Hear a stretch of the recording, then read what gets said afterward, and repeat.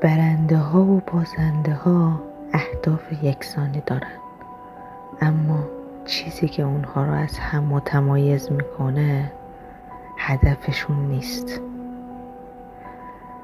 برنده ها تمرکزشون رو روی مسیر رسیدن به هدفشون میذارن.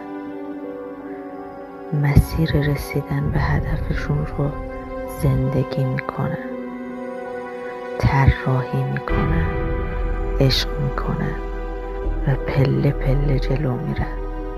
اما بازنده ها تمرکزشون رو روی هدف میذارن.